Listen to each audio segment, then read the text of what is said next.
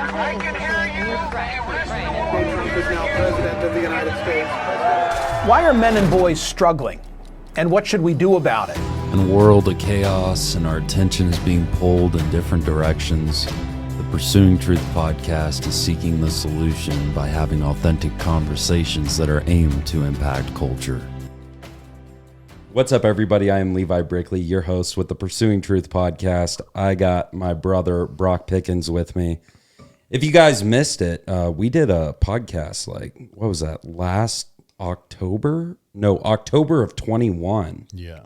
It's been a long time. Yep. So welcome back. As you guys can tell, if you watch on YouTube, I might upload the video to Spotify. I'm not quite sure yet. It's on New Spotify. setup. So some comfortable chairs, that way, we can engage in the conversation just a little bit more, have a little end table for some coffee and have a good conversation. Some good coffee. So this is the Real Talk radio show. We're just going to kind of see where the conversation takes us. That's the way we like to do it. And make sure you guys subscribe on YouTube, follow us on Spotify, leave an Apple Podcast review, as that will just increase the listenership of the podcast. With that being said, what have you been up to, Brock? Where you been for like a year and a half not being on the podcast with me? I'm working. Yeah, you did get a job. Yeah. What's that like? You still enjoying it? God took me out of my exodus. Out of your exodus from work? No, exodus from being disabled. Yeah. Well, that's good. I wouldn't say he healed me, but he put me in a mindset where I can be more productive. Yeah. So I was actually excited when I got off disability and had to go out and get a job because it was wearing on me mentally and physically. What's that like? Because you didn't have a job for years. 10 at least. So what was that like to go in on your first day? Nervous. But at the same time, I'd been in the work environment before. And plus I had inside help. My wife worked there. So she had prepared me with some things that I knew before I came. Yeah. Yeah. And that helped. I'll tell you what, having her there, even... It's kind of interesting because I remember being on one of the machines with your wife way back in the day when I worked for the company too. It's just crazy. So you were nervous getting into it. I think that there's a lot of people that don't go to work these days, and it's hard to find good employees. And I just can't imagine why people don't want to work. Do you think once you went to work, it kind of helped you in how you felt about yourself? Oh yeah, tremendously. My how do you say it? What word am I looking for?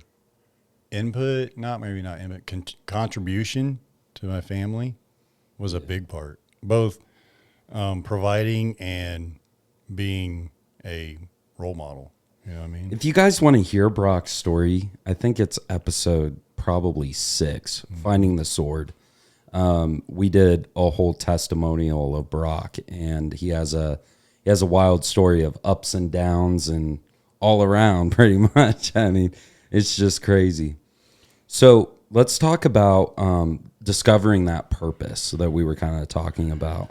What does that mean to you? What does purpose mean to you? Well, in one word, disciple. My faith is probably the most important thing to me. And at times, it has got me. This is where I feel like God took me out of the exodus because mentally I understood why I was on disability. I struggled. And my nerves when I came to work wasn't nerves that I was going to do the job right or know how to do the job. My nerves is how am I going to be? How am I going to react? Yeah. How am I going to behave? Well, in knowing that you've had anger issues in the past, now you're getting out into society and dealing with people you've never met before. Exactly. I would imagine that would be nerve-wracking. And I had 2 encounters at work that got heated. Yeah. But I kept my cool to the point where I didn't, let's see, how do I say it? I didn't do anything to jeopardize myself. Yeah. If that makes any sense. Like jeopardize what you're doing for work, your job and everything. Yeah, employment and stuff. I mean, even the next day, very next day, I went straight to my supervisor. So the Brock 10 years ago, if you went through a similar situation, how would you have reacted? I'd probably been in jail. Because you would have got physical Yeah. and would have tried to knock him out, huh? Yeah. Because there was the first altercation I got with, I called him out because I just was tired of his nonsense. He was a younger guy and arrogant, treated people differently, and it got to me, and I called him outside. Luckily, he didn't go outside. So do you have like an aspiration to like move up there, or do you just kind of like enjoy where you're at? My mindset is that God has given me the ability to work again. With that comes the opportunity to disciple. Yeah, yeah. So I'm openly Christian at work. So when you say disciple, what do you mean by disciple? Ministering, developing relationships, encouraging people. And then people hopefully ultimately say, why are you this way? And Yeah. it points to Jesus. It is interesting because like I've had that question too. And when you have that question, why are you the way you are? Man, that one question can open up a book Yup. of a life. Yeah. Right. And I've always thought about, asking questions and like digging into conversation. And I think that there's a lot of people, they have like anxiety in regards to like having conversations with people, and maybe that stems from social anxiety or something like that. Right. But if you have an inability to ask questions, you potentially have the inability to listen and find some meaning in your own life. Because I think too, if you have the openness to have a conversation with somebody and ask them questions, that some of those answers may apply to your personal life. And I think that a lot of people can pull from that. So how do you approach that in the workplace? Well, it's interesting because if you study Jesus, one thing that stood out to me in the Gospels and reading them is that Jesus often challenged people with questions. Yeah. He provoked them to think. So would you almost say we're kind of like walking around blindly?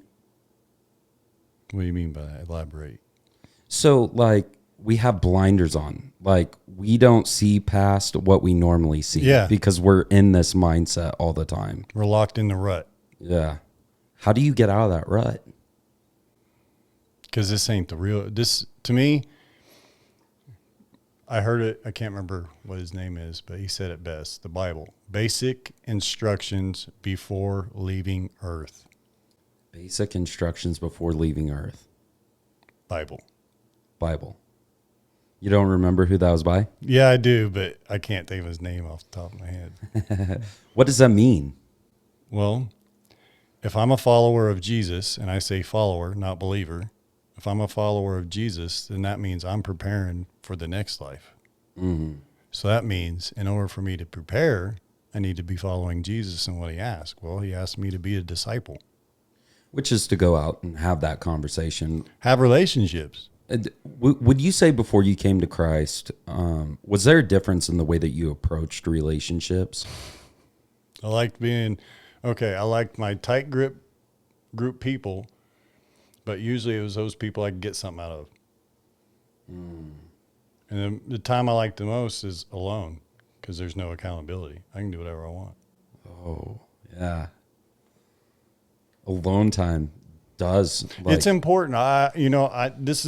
It's vital to me that I have alone time, personal family time, extended family time, and friend time. mm-hmm. And those all need to be a happy balance. Yes. If yes. one is out of the cord, the other, they're all messed up. Yeah. Like of course, I've spent a lot of time alone last 2 years being single, working 12-hour days, even on my days off. Yeah. I mean, there's that rut. And I think one thing for me that helped me get outside of that box of thinking was one, evaluating myself, right? Like really digging into, Levi, why are you thinking this way? What are you doing? Yeah, what are you doing and why are you doing that? And then it was like, well, how does my life apply to everybody else's life? And what's my position within this community or within this family? What is that to me? And I think that in the midst of my singleness has been that opportunity to really evaluate that. And I think that a lot of people, they don't get the opportunity to evaluate that from the standpoint of having to do it alone. But I agree with you because you said, having a healthy balance. There is a healthy balance there because there were times, man, I just need to get out of the house. If it was going to play golf with Bill or somebody, I just getting out of the house and talking with somebody, because the thing is it's like, now I'm getting so deep down inside of my own head that then there's that anxiety almost, or like nervousness of like, I guess maybe that's the wrong way to put it. Just loneliness, and it is extremely lonely.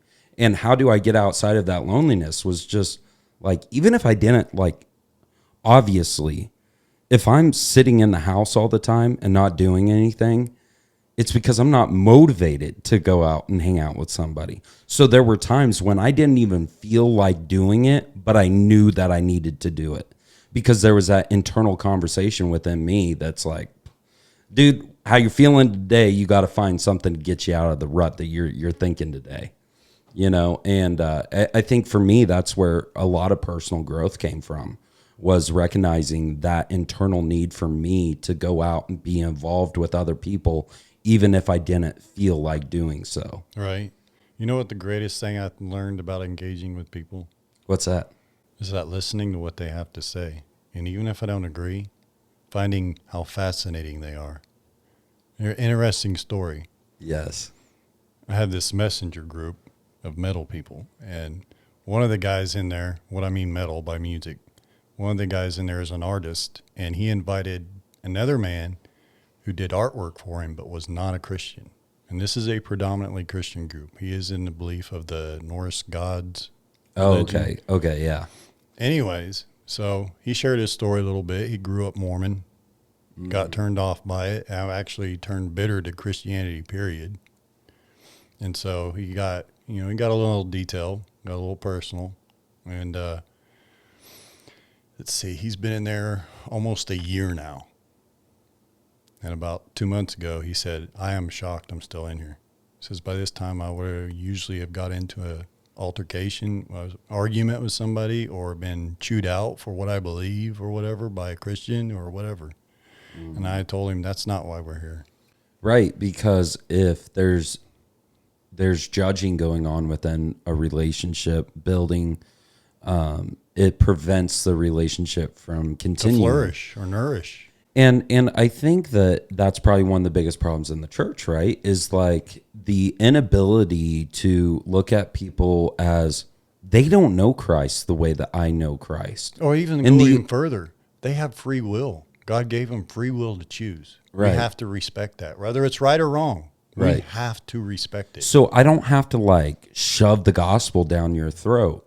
I can just build a relationship with you. And through that relationship, you may see something in me like, yo, this guy is different to me. He treats me different. Why does he treat me different when my best friend of 36 years doesn't treat me the same way? It says I'm a sinner, I'm going to hell, and there's no hope for me. And Yeah, exactly.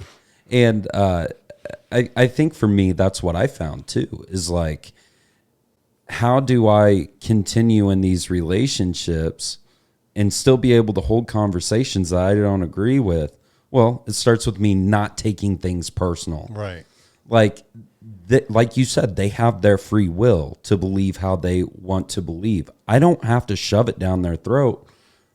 But coming back to that topic about asking questions, they got a story to tell. Yep. I like the way Jordan Peterson puts it. He says, people are interesting creatures. Yep. And we are. And what's the thing is, there's so many of us. What they say, last October, we passed 6 billion people. Yeah. Okay. Are you sure it's 6? I thought it may have been 8. Yeah, maybe it was 8. I know it was a huge number, but if you think about that and then bring it back to God, God knows every hair on that person's head. Mm-hmm. Yeah. That means they're uniquely created. Despite what they believe or how they think, they're uniquely created. When I imagine God, I try to put him into what I can contemplate inside of my mind, right? Right? It's so hard. And I think about this like an atheist per se, like they have this image of God already made up in their mind. And then when I'm looking at God, I'm like, dude, I can't even understand the complexity of Right? God. Yeah. Like it's unimaginable. I can't put it together. Like to think that I don't know how many hairs are on my head. Right. And how could God know how many hairs are on my head? But not just how many hairs are on my head, but how many hairs are on your head. Like that's just insane to think about. And then he knows every star. Yeah. So with that capability, what better way to understand who God is than studying Jesus? So you're going through Mark currently. Yeah. And you said Mark and Luke. Because Okay. in my men's Bible study, we're doing Luke, and in my discipleship group, we're doing Mark. Yeah. How did that? So we were doing that disciple group back in, was that January, February of last year? Yep. Exactly a year ago. How did that go? How did that play out? I know. Still doing it. I'm still doing it. So now you're doing it with, it's the same discipleship from Yep. But different people.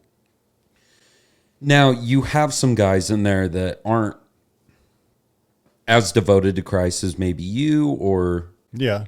It's not a priority to them right now, which what I mean by priority, I don't mean it in a sense that I'm disrespecting them by saying that they haven't neglected things so they can put it first. What I mean is they're in a place in their life where they see the urgency in something else because it could be, whether it be a job or family member, rather than the importance of their, relationship with Christ. it's interesting to think about it, because when I look at my relationship with Christ, like if I get right with Jesus, that plays out into those relationships and it makes them a lot easier. Oh my God, it's And so like- much easier.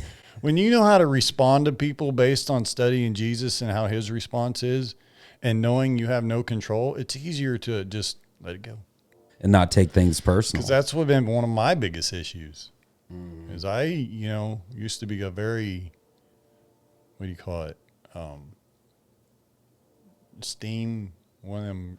Hothead? Yeah. Yeah. Yeah. Ready to engage and argue. I don't need to argue. It's interesting too, because like us men, we tend to be more disagreeable, right? Like women tend to be a little bit more agreeable, maybe not so much Mom or Lauren, but but what I find is when I'm talking to a woman, it's like she'll typically not call me out on something that she doesn't agree with. Even if she disagrees with me, she won't call me out for it oftentimes. Maybe that's because the relationship isn't strong enough, but us men, like every time, in my profession, and in my new job, it's like That's if a I load do of something, crap, and I'm calling it. yeah, exactly. They'll call me out for it, and I find it fascinating. Women tend to be a little bit more agreeable than men do. I think that's a good thing, though, Yeah, because it shows that their open-mindedness, that they don't have to, in their mind, they may be saying, I'm right, but we'll let them have their opinion, if that makes any sense.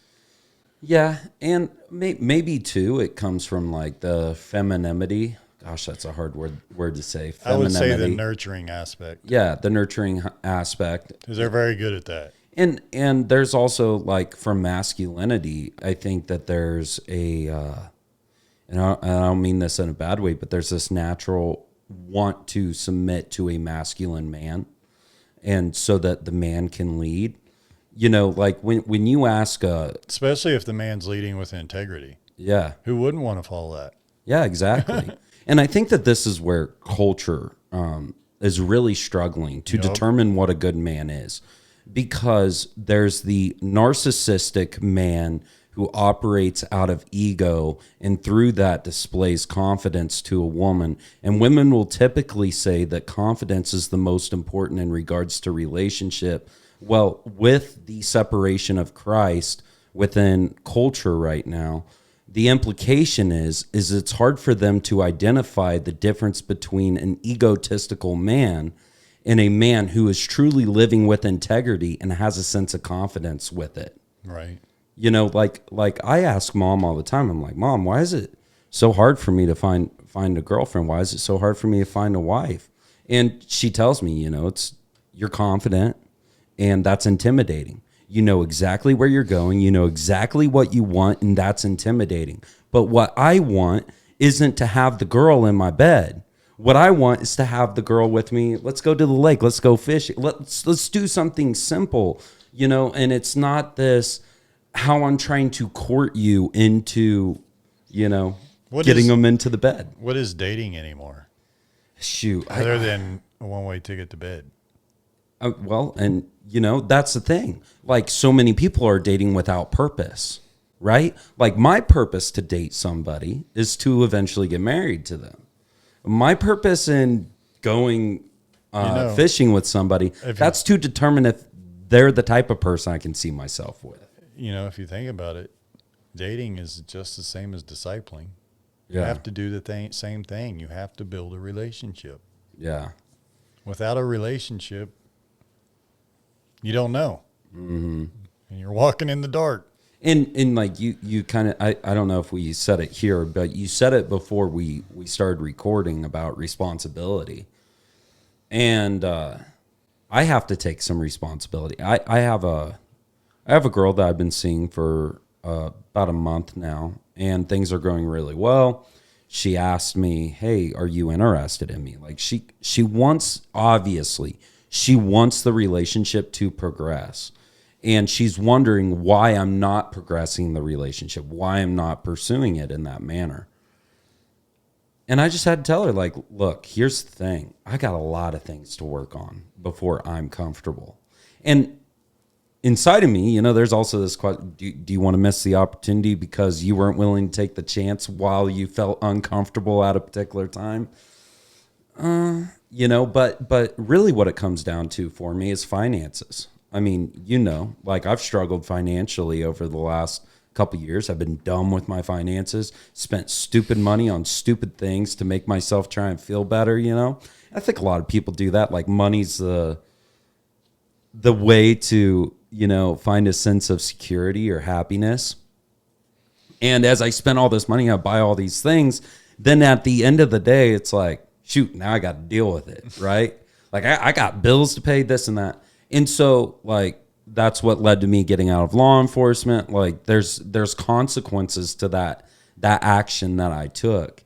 And so now I want to get those things in order. So when I do meet that type of woman, then I kind of find a way out. Let me tell you something, okay? 2 biggest things I've learned since I've been married, guess what they are? What's that? Humility and working as a team. Yeah. Can you do that on your own? No. And that's what I say by humility is by, you know, I think women need to see this, is that it's probably the toughest lesson I've learned with my wife is even when she's wrong, still continue to love her while I'm in disagreement. Yeah. That's a challenge. So how do you approach the disagreement then? Like, it's about presentation, okay? Yeah, yeah. You can't come across judgmental, confrontational. So you have to be sensitive. And I don't mean sensitive in the sense that, you know, you are over emotional, but I mean, you got to hear her out, you know, and try to understand why she thinks the way she thinks. Right. One of our biggest struggles here lately has been finances.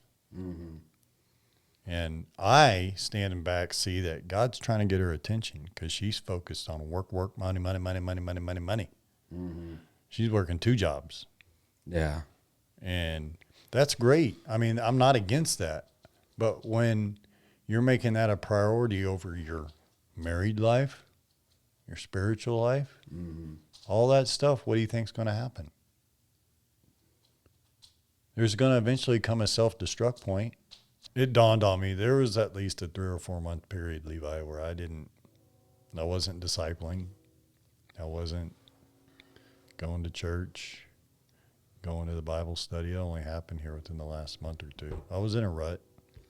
As a matter of fact, Why is that? What leads to like kind of like falling away just a little bit? You don't fall away completely or anything, but you just kind of become stagnant. not keeping your eyes focused on Jesus. And I know that's an analogy and it's used a lot, but I'm serious. I'm serious. If you're not thinking every day that, okay, Jesus is God, he's in control. Okay, he asked me to do this. Am I a follower or a believer? Because there's a difference. Right. Demons believe in Jesus, Yeah. but they don't follow him. Satan knows there's a Jesus. But they don't follow him. Right. And that's what sets us apart. So I make myself, it all started one night in my prayer group on Messenger. Scotty, the artist I told you about, the handicap guy, he wanted to do something more engaging. He wanted to do a live video chat prayer group. And I was like, yeah, I've been stirring that around, but I haven't really pulled the trigger on it. Yeah. So he was kind of like lighting the fire. So I started it. After the second time doing it, I found excuses not to do it one night. You know, I went over to Don's or whatever. Just there was no good reason why I couldn't. Okay, Right. Let's put it that way. And then a couple days later, he messages me and asks if he can call me, and I'm like, sure. And he calls me out on it. He said, dude, you started this. We look up to you. You dropped the ball on it. And I'm like, dude, I couldn't argue with it. Dude, that is good. Right? I couldn't argue with it. Yeah. So from that point on, I said, okay, I'm digging in. Men need two things, encouragement and accountability from other men. Yep. That is what we need. Because what that says to us is that person respects us, Yep. right? And if I'm respected, I know that I'm loved. Yep. Right? And so like somebody sees that I'm failing and they're like, yo, dude, you got to pick that We're back looking up. forward to that. Yeah. You know, that's important to us. And you just dropped out. No message, nothing. Mm-hmm.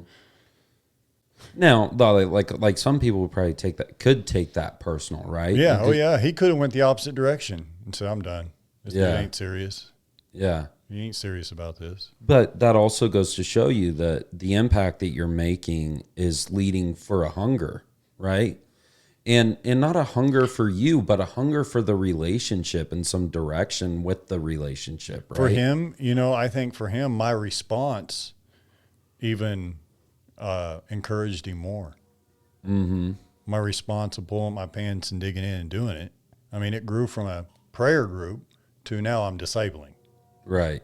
We decided to go through this book to disciple. Mm-hmm. And it's been great. Like, you know, yesterday I got a message from a guy in the group that said that, you know, I've never been a book person. I've never studied stuff like that. Not a thing for me. But since I've been in this group and you've been giving us these questions and homework, getting in the Word, I've loved it. Mm-hmm. And I want to keep in mind, I tell him, dude, it says, I didn't do anything.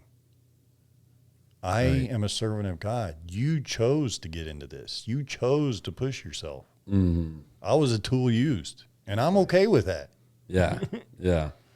I get uncomfortable when people do that with me. Like when I went to the concert in Springfield, I went with a homeless guy, and he kept telling people, this is what Brock did, what Brock did, what Brock. Dude, I pulled him off to the side and said, look, stop using me. I didn't do nothing. You made the choice. Jesus showed you where to go. I had nothing to do with that except just bringing you to the water. You drank, not me. Right. Yeah. It makes me uncomfortable when people do that. Yeah. Because you don't want to be like self-glorification. Nope. I don't want no part of that. There's too much of that in this world as it is. Mm-hmm. And I don't want any part of that. I mean, even for me, it's hard. It's hard for me not to do that. It's an easy trap to fall into. Yeah, it is. And that's ego. Yep. And I'm in that battle every day. I don't want to be there. I don't want to think to myself, look at all the great things that I've done. Every day. Yeah. Thoughts like that. Oh, look at my message group. Look at these artists. Oh, they love me. I'm so cool. Yeah. No, you're not. God's using you. Right. See it what it is, not for what you think it is. Yeah. And even like, you know, on TikTok, I got 30,000 followers, and Instagram, I got like 8,000. and YouTube just passed 3,000 subscribers, See, which to is all awesome. Like that says like the message is going out, right? But at the end of the day, that to me is me saying God's gifted me something, and I need to continue to use it for Him and glorify Him in everything that I do. 32,000 followers on TikTok, all these followers, all these subscribers, that means a lot to me, but internally, it doesn't mean a lot to me to boost my ego, but it gives me a lot of responsibility because I have a lot of influence. I wouldn't even say that. I would think it was even more so. This is how I would look at it. That's 30,000 people or whatever. Yeah, If well, one of approximately 50,000 in total. If one of those people come to a knowing relationship with Jesus, it was all worth it. Yeah, All of it. yeah. So if one comes, that's fantastic. But if thousands come, all 30,000, that's a miracle only God could do. Do you think that when you stand before God, do you believe that He'll give you a flashback or like show you, what you've done? Well, Scripture is clear that every word spoken will be Judged. Yep. But I mean, like with you, like let's say there was an instance when you were 17 years old and maybe you had a conversation. Levi. I know I would not make it to heaven without Jesus. There is no question in my mind. Nothing I do now, no matter how good I get or how disciple-y I get, is going to get me to heaven. Right. Because of what I've already done. But do you think like God will show you the way you worked for Him? You see what I mean? Like give you like that. Like what? I think that will be one of the gifts in heaven. Because I think about that all the time. I'm like, man, wouldn't that be awesome if God showed me like just one conversation and look where this led. And not so much to satisfy me, but just to be like, wow, God, you're freaking awesome. The way that you worked on my heart to work in that person's life, you know? Yeah. And being a part of that relationship. And it's like, I guess in my human mind it's reciprocal, Right. And that's why I think it's so vital that we study and follow Jesus, because again, I believe that's a gift in heaven given by God to those people who truly followed Him. Let me put it this way. I believe there are people who are believers in Jesus, believe they're saved 100%, but that's as far as they've gone. Yeah. I believe they'll be in heaven, but there will be gifts they miss because they didn't step out in faith. And gifts, what I mean is like answers to questions they had at points in their lives that really confused them or distraught them, whatever it may be. I'm just trying to understand that. So what you're saying is like they're... Because if you think about it, if you're in heaven and there's no sin and you have everything taken care of for you, and it does say in the Bible there will be rewards, what rewards would, it couldn't be anything material. Yeah. You don't need anything. But you think some people will get rewards that other people won't get? Is that what you're saying? But it's not going to be a reward where this person feels cheated. That's why I think it'll be moments in life where God reveals what they did, how they impacted people. Because if God gives, let's say me and you go to heaven, okay, and I didn't act out on faith on something and miss something, okay? Right. I'm not going to feel less of a person because you did something, because that was personally to you. Right. You see what I'm saying? That's the reason why I think these gifts will be unique, is because people won't feel like they were cheated. Right. These are gifts that make sense. Because each one of us are different. We value what we're gifted differently than the person next to us. Exactly. Oh, that's fascinating. And of course, like we're speaking hypothetical. Right. At least I was speaking hypothetical and like God revealing. Because at the same time to me, because I don't know if there's any scripture that backs that up. I just think that would be awesome. Well, the scripture I'm thinking of is, it says that your reward, I can't remember where it's at, but it's something about the rewards in heaven. Okay. To me, that would be the only logical thing for a reward. I mean, He ain't going to give us a planet, Right. you know, Right. or he's not going to give us a crown. I We're, mean, we're what going to good is be it? we're going to be in the presence of the Creator. Right? We'll have everything we need. So there isn't anything tangible that he could give us that would mean anything. Yeah. You know, I was it's kind of interesting, made me think of something. I was watching an interview with Shannon Sharp and Chad Ochocinco. And Chad Ochocinco asked Shannon Sharp, man, why have you been single for so long? Like, how does that play out in your life? And Shannon Sharp said, like, man, all throughout my life, I just wanted to make sure that my family was taken care of, my parents, I gave them a house and da da da da, and I made all this money and took care of everybody. Then now I'm 55 years old. I've been single, never married, never had kids. And now I realize, man, success wasn't about putting on a Super Bowl ring. It wasn't about making millions of dollars. All this time that I've spent alone, I recognize I don't get to share life with anybody. And I think about that because so often we put so much emphasis on possessions. Like, I got to get that new car. I got to get that new TV. I got to get that Super Bowl ring. And then as you grow older, it's like, man, life isn't about that. Although those things are nice to have, right? Like your PlayStation per se, or let's say the studio for me. There's things that are nice to have and in the moment they give us some temporary satisfaction. But at the end of the day, there's a desire for relationship and meaning and purpose and relationship with other people. And people that aren't just in our family, but people outside of our circle. And I think that going back to the rewards, you know, the reward can't be a possession. Because we're in the presence of a Savior that loved us so much that he sent his son to die for us. And now we get to be in his presence. And for me, that's the ultimate reward, right? Right. You know, it's funny you mentioned this and possession stuff. Just this past week, I told my wife, I said, I'm to the point, I'm just ready to get rid of everything. Mm-hmm. Yeah. Because I use my reptiles as a ministry, you know, and I use my metal music as a ministry. I can't say I use my PlayStation as a ministry because that would be a lie. But in the end, those are all things that can keep me from living out my true calling. Mm-hmm.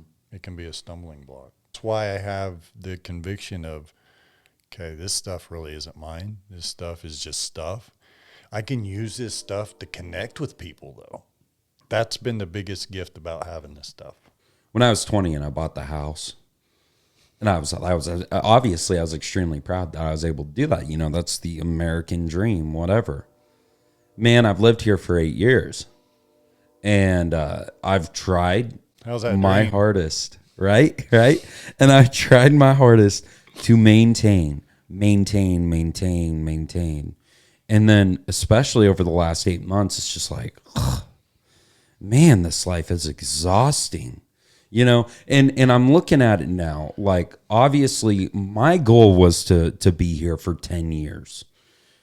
Don't move, you know, build up the equity in the house. And then that sets me up in a position when I'm 30 years old to go on to this bigger house and, you know, keep pursuing. Can I be a bubble buster? And I'll tell you what. Those don't sound like God's plans. No. And that's exactly what it is. Like for me, now I'm like, man, all of this, everything I built is completely meaningless. You know, when I went through... And we don't mean that in a sense as like we don't care. Right. It's not that. It's just that there's no heavenly value to it. There's nothing, you have this that you can show God and say, look what I got. And God's going to be impressed. Like, God's not going to be impressed with this. You have a mortgage? Obviously, what God has gifted me with is motivation, discernment, accountability, responsibility, all of these things. That's what God has blessed me with. And personality. Yeah, and personality. He's gifted me a lot of things. Because I can tell you a gift Levi has that I don't. Having a disagreeable conversation with somebody without getting hot-headed. I've been working on it, though. I think I've gotten better. You have got a lot better. So, but I was there too. You know, man, when I was 21, you wanted to have 20, what 21 isn't that way? I know. When I got in prison, I was the toughest guy in there until I seen the toughest guy. Right. Well, and I think, and I've said this a lot, the podcast really, really has like made me a better person because of that. Like, I have to sit down, have a conversation, and like, obviously I'm behind the camera. I got a microphone. I'm recording the whole thing. I don't cut out those conversations. So as I'm listening to somebody, because I have to intentionally listen to somebody, capture every word that they say, how they say it, and then articulate my response or pose the proper question to continue the conversation in a way that is non-confrontational. And I've constantly struggled because, like, I watch other podcasters, and a lot of them are very confrontational, like want to bring in the negativity. And in some regards, like, I've wanted to be able to do that as well because, like, obviously that's like kind of captures the mind, you know, a little bit. It's attractive to have the controversy in a conversation for the listener. But on the other end, I'm like, man, I don't want negativity, and that's not me. Like, and so why am I trying to be what they do? Right. You know, because at the end of the day, we're not going to produce anything if we're trying to prove each other right or wrong all the time. That's not our job. Yeah. It's not the, you know, like, let's go back to that conversation we had outside before we clicked to record. If I agreed with everything you said, then you would be an extremely boring person to me, like you said. Right. All right, Levi, we agree. Time to go. Yeah, exactly. It want to be the way that a conversation can maneuver and the way that that builds relationship is just... Let's do this. Can you have a relationship with a human being without having any faith or God in the picture? Can you? Yes. It's a yes or a no. Yes, you can. Yeah. I mean, there's good people who don't believe in Jesus, right? Yeah. So why can't we have relationships with those people? Why is it so hard for the church to be so judgmental? Why do we, oh, that person's doing this and they're going to hell? And no, that's not how we do that. Nope. So what would be, taking away from this conversation, what would be your advice to a Christian or non-Christian of how to approach the conversation that they don't agree with, and be, let's say for the Christian, be a disciple, and for the other person to be open-minded to hear the gospel? Well, for one, for the Christian, it's our job to love people. That's the second commandment Jesus gave us. He didn't say love only Christians. He didn't say love only non-Christians. He said love people. So how do you demonstrate love? By listening to them. Yeah. By letting them have an opinion. By respecting their opinion. Whether it's wrong or right, they have the freedom to be that way. Right. So when you engage with a person that you don't agree with, you got to keep in mind, hey, these are not my opinions. This is his. I need to hear his perspective or her perspective to understand why they think the way they do. Maybe I might learn something from that. Right. Well, it also gives you some direction on how to approach the conversation, right? too. If you can't have a conversation with someone you disagree with, then how are you going to engage in someone who wants to know the Lord? To me, if you're engaging with people, especially, you know, I found this for me. Within the last year, I've been in 2 relationships with 2 men that I was discipling, mentoring, okay? I had to ask myself, why am I in this? Well, I'm showing love to them like Jesus said. That's all I need to do. It came a point in time where they chose they didn't want to follow Jesus anymore. Yeah. They wanted to do their own thing. Does that change how I am as a person? Do I get mad at them and lash out? No. No, I continue being the person I was. I can be disappointed and hurt by these individuals and care for them and pray for them. But for me to look what I did for you, and this is how you treat me, and this is what you choose to do. Selfish. Right. You're defeating the purpose. Look, if that person chooses to go their own way and make a bunch of mistakes and they come back and I still show them love, isn't that more profound than me turning a shoulder? Absolutely. Because they're going to look at that and say, man, I did this dude wrong, and he's still nice to me. Yeah. My neighbor tried to break up my marriage, said horrible things to my wife about me, horrible things. I have not treated her differently, even though I know it. She does not know I know these things. Mm-hmm. I haven't treated her any differently, and I don't want to, because I know that will lead me. I know that will get me. Well, you think about the implication, right? She's not a follower of Jesus, and I feel like if I allow myself to consume myself with thinking about what she said and having an attitude and a disposition against her, that's going to hurt my case for Christ. Right, right. If I'm behaving in a manner that Christ told me to behave, then the conviction of the Holy Spirit's going to get her. So let's talk about mentorship, because I think that comes back to the need for men to have accountability and the need for encouragement.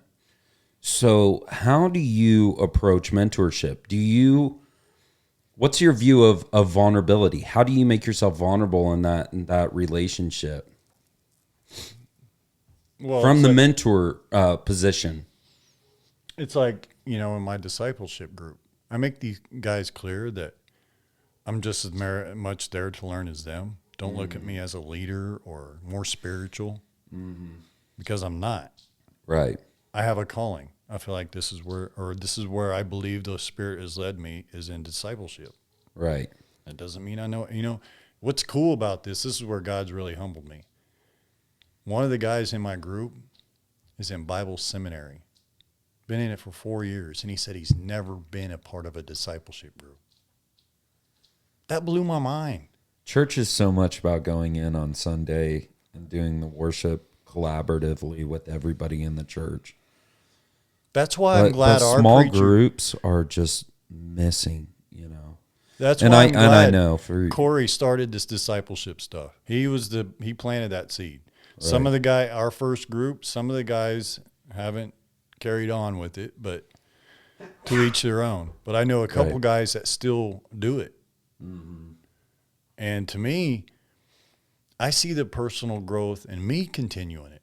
Mm-hmm. I mean, it's been just as much. I've told them guys, I'm getting just as much out of this as you guys are, because I'm growing by getting to know you and understanding how I need to nurture you and be a brother to you and be accountable to you and help you be accountable, and how to be encouraging you and lifting you up. Mm-hmm. There's a push for men to be vulnerable. Right, with one another especially. And like, if you're not vulnerable, this is one of the things that Charles Stanley, the preacher, once said that just stuck with me, is that when you're raising kids, you don't want to hide every mistake you make with them. Right. You want to be transparent, because if you get a mindset that you do no wrong, then those kids are going to have these expectations of perfection that they can't achieve. No, well, dig a little bit deeper into what vulnerability is, right? Like it's a exposure of weakness, making yourself vulnerable, right? I think for me, I actually look at it different, because I hate the word vulnerability when it's like, let's have a conversation and let's be vulnerable with one another, especially as men. Like, I'm not being vulnerable with you out of me being weak. I'm being real with you about my personal experiences, and that there is not weakness, especially if I've grown from them. So I hate the word vulnerability in regards to men being vulnerable with one another. When I think of vulnerability like I told my discipleship group, tomorrow I'm going to be vulnerable with him, so be gentle. Mm-hmm. In other words, I have some stuff I've been wrestling with, and I want to share it with him so I can get some input. Right. Yeah. That's me being vulnerable. Right. I'm putting myself out there with the possibility that one of them can be like, dude, you're such a crybaby. Or Yeah. or what are you talking about, you big sissy? Yeah. But I don't care. Right. I'm at the point where if that's the way they So think, I don't care. then really it's not a weakness. If you don't care, it's not a weakness. It's just like, hey, I'm you know, looking- I got this relationship with these guys, and I know if I bring this to the table, I know that we can have a conversation and they can potentially give me some direction and hold me potentially accountable. Exactly. That's what I'm looking for. There's wisdom and godly counsel. Exactly.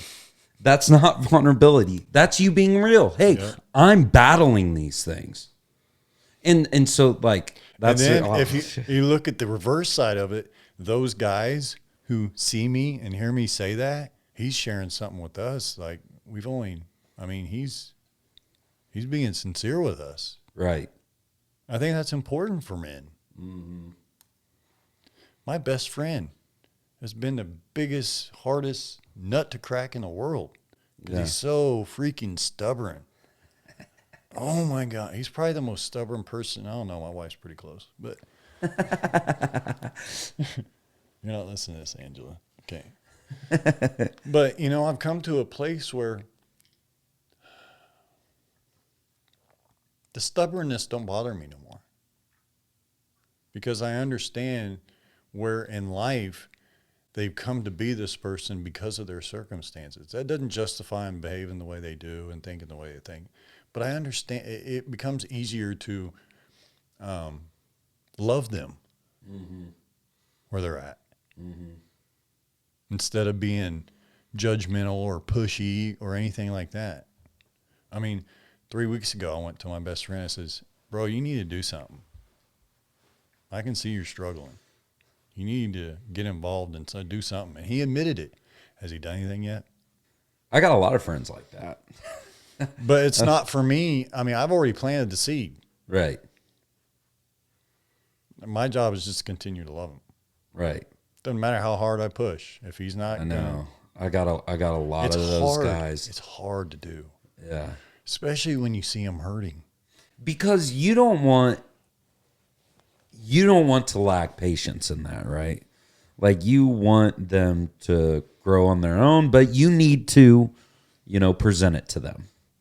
Hey, I see you're struggling with this, or hey, I see that you're ill-equipped here.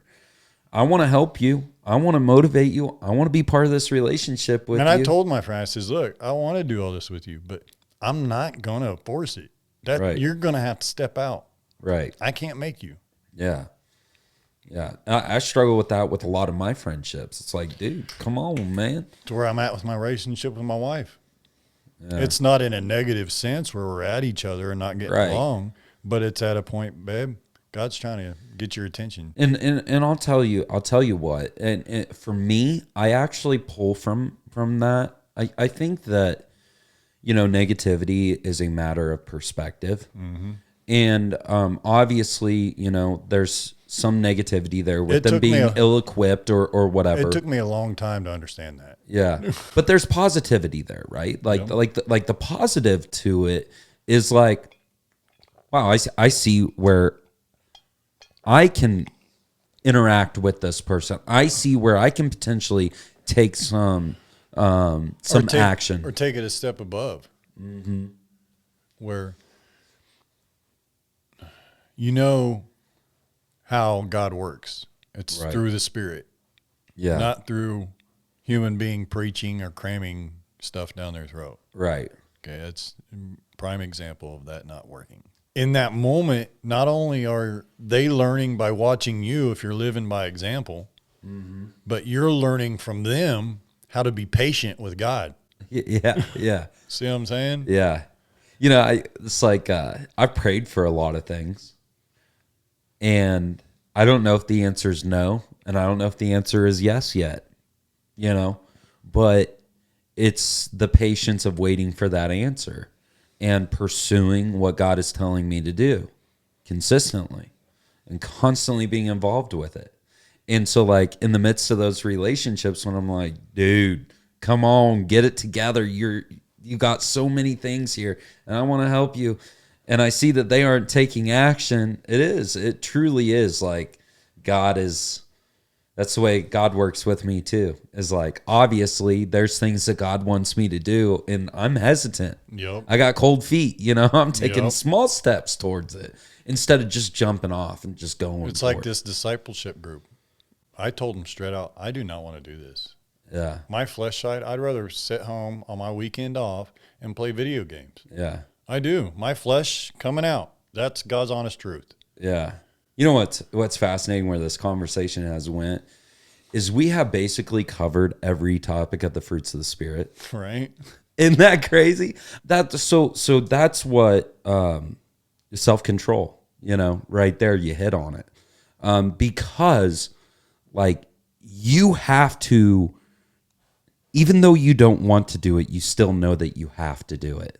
And so there's that discipline within you to continue doing it. Man, there's times when, I don't want to. You know what one of my excuses is? What's that? I've done this 3 times.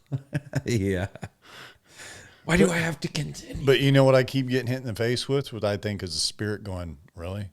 Yeah. This is not for you. Hello.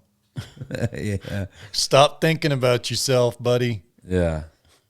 And it's so easy to. It is. Right? It's so easy to be like, it's All I have to do is thinking about the message that the guy's going, I'm so grateful for this. love others as you love yourself. Right? Like, obviously you have some self-love, but the number one thing is to love others. Yep. Means that you go into relationships sacrificially. Yep. It is not about you. Yep. It is about him. Yep. So when he tells us to love others as we love ourselves, it's not a justification to be self-indulged. Right. It says, this is your purpose, Yep. is to love others. Yep. And that's discipling. Right. If you're doing that, you're discipling. I think that was a good conversation. Yeah. I think that's a good way to end it too. Right on. You enjoy it? Yeah. I love talking about Jesus. So. Yeah, me too. I feel like on the podcast I don't get to do it enough, just because a lot of people don't share those things, which is fine. What I always try to do is just try to have the conversation and throw in just some nuggets, The gentleman I told you who isn't a believer, okay? I've developed a really good relationship with him. Actually, as an artist, he does he designs like logos for businesses and websites and stuff like that. Yeah. Okay. And he did album work, art, stuff like that. That's cool. Okay. I've reached out to him. I've developed a relationship with him. I've talked to him many times. And I told him, I said, your belief is not going to affect my belief. Right. But I still love you as a brother. Yep. And I'm going to treat you as a brother. Yeah. And that said something to him, didn't it? Right? And so we got into this deep discussion. And now me and my wife's agreement, this is what blows my mind. My wife was all for it. When I first discussed this with him and realized what the potential costs would be to get it done, I thought, there ain't no way Lord, my wife is not going to say no to this or say yes to this. Yeah. There's no way in hell. About a week ago, I brought it to her attention. Oh, really? That's not, yeah, I want to do something like that. What? I didn't expect that answer. What? So let me tell you what he's going to do. I sit down, we talked about designs for my own logo I'm going to start breeding snakes next year. Yeah. My own logo for my breeding Nice. campaign. And it's going to incorporate metal, Jesus, and reptiles. Wow, that's so cool. All right. And he gave me a price of, a price range of where something basic to something extensive. Yeah. I went with extensive. Right. If Told you're going my to do it, do it right. And I told my wife, and she was like, okay. That's so cool. What? Did you just say okay? Because I Yeah. could have, I even said to God, there ain't no way. Yeah. But I think in the bigger picture, even though I look at that and I'm excited about it, in the bigger picture, I see where God's working on this man. Right. This Christian is buying my artwork. Right. I'm not a Christian. Yeah. Why is he showing me so much love? Yeah. Yeah. And if he asks me that, guess what the answer is? I'm just doing what Jesus taught me. Yep. So if you want to know or want to be that way, let's go talk to Jesus. Right. You know? Yeah. And even if he doesn't come to it, what he can't say is that he's not a Christian. Right. He's a hypocrite. Yeah. You know? Jesus talks about loving others, but he don't love me. Right. He can't say that.